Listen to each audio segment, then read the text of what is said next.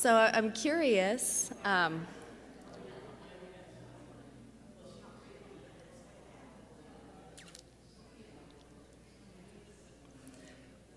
curious to know what other countries we have represented here. So my family, my great-grandparents came from Norway and Denmark, at which time he was placed in a basket and in a river.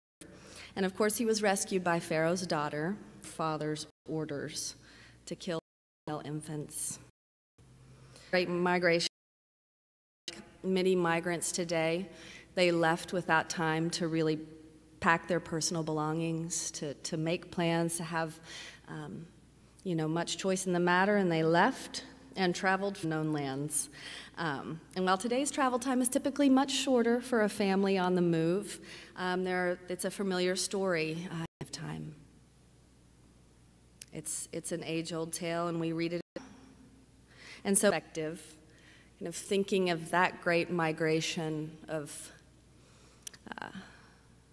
straight out of the story of Exodus, it extends our story of immigration even further, where we can say, but they are so very connected to their home country, and they were so excited. I showed pictures from a trip I had taken there, and they were just amazed, that they were asking about sharks and all kinds of things, because there's a lot of ocean where the islands are. And it really was a wonderful day. Message out to those young children too, that there are people in the community that care about you, and we're hopeful. We're putting a lot of hope in you as you come up in this community. There's also a really fantastic program at the Springdale Public Schools. Again, it's a family literacy program where they invite mothers to come and spend time in their children's classroom, half an hour or so, and then they all go off together and they learn English together, these mothers do. And the last thing that we like to do is work in setting the trajectory in this community, setting up young leaders so that we have some sustainable action behind some of this work that we do.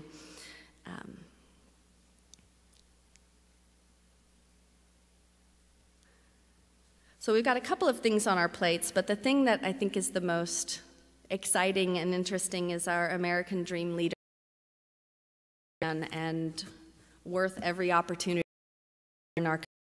And going back to us, a woman, a perfect stranger from Texas, read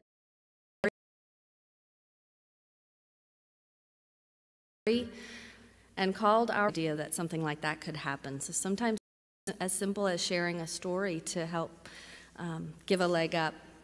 This is Alexia. She's just a doll.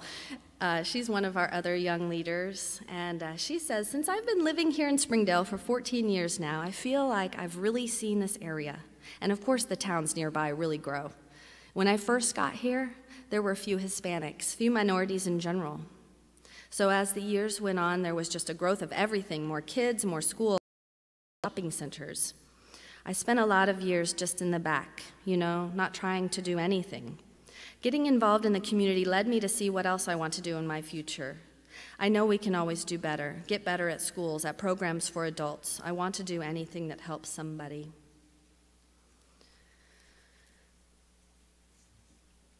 So that's really the lion's share of the work that we do.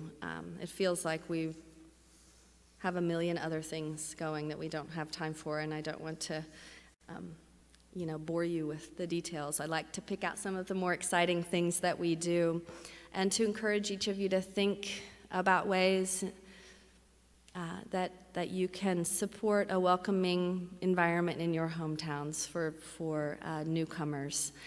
It can be something as simple as keeping an eye out for the next multicultural event in your community and attending it, and if you don't share a language, smiling, or maybe as a church ministry.